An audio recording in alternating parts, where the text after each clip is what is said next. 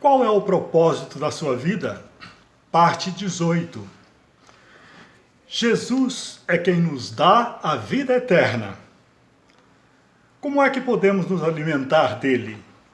O que é que Jesus deixou para nos alimentarmos dele? Ele nos deixou as suas palavras. Elas são o alimento da nossa alma. Jesus disse: as palavras que eu lhes disse são espírito e vida. Assim, comendo as suas palavras, elas produzem vida espiritual dentro de nós. E Jesus acrescentou dizendo: se alguém obedecer a minha palavra, jamais verá a morte. Jamais verá a morte espiritual, que é a separação eterna de Deus no sofrimento do inferno. Qual é a fé que nos salva? A fé salvadora é aquela que ouve as palavras de Jesus e as obedece. Pela graça de Deus e pelo poder do Espírito Santo que habita em nós, somos capazes de fazer o que Jesus nos diz. Aleluia! Quinta missão que Jesus cumpriu.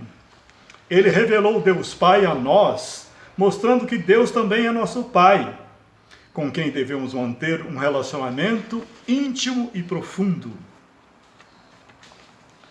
Sexta missão de Jesus.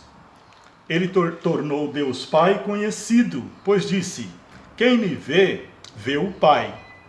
Quer ver a Deus, o Criador do universo? Olhe para Jesus.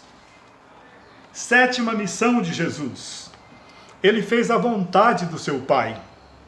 Jesus disse: a minha comida é fazer a vontade daquele que me enviou. Fazer a vontade de Deus Pai era a razão pela qual ele havia vindo ao mundo. Porque Deus amou os seres humanos de tal maneira que lhes deu o seu único Filho, para que todo aquele que nele crer não fique afastado de Deus eternamente, mas tenha a vida eterna.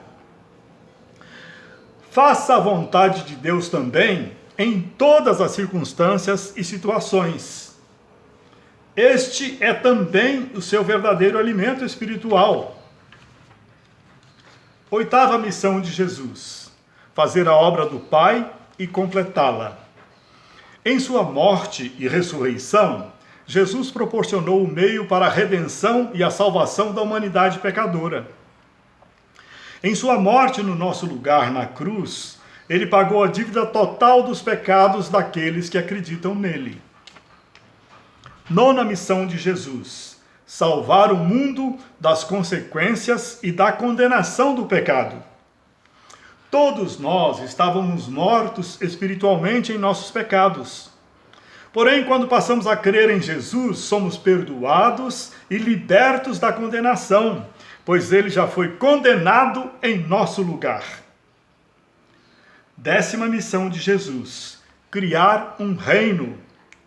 Jesus é o rei de um reino que não é deste mundo.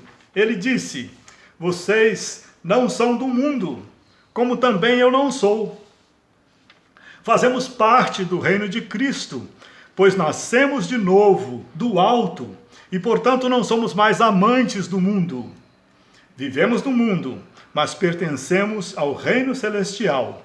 Somos cidadãos do reino de Deus. 11ª missão de Jesus.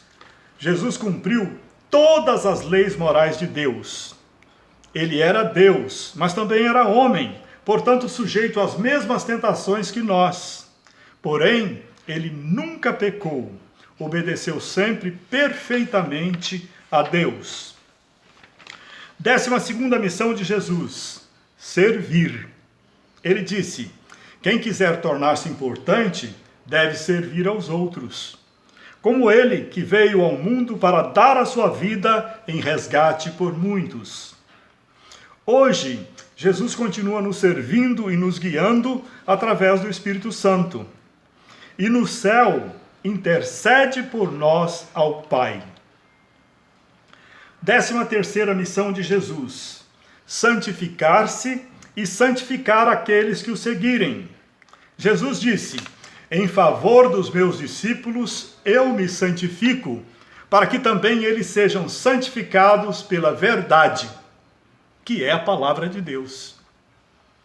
Santificar é ser separado do pecado e dos valores do mundo, sendo separado para Deus para cumprir seus propósitos. Como é que nós somos santificados?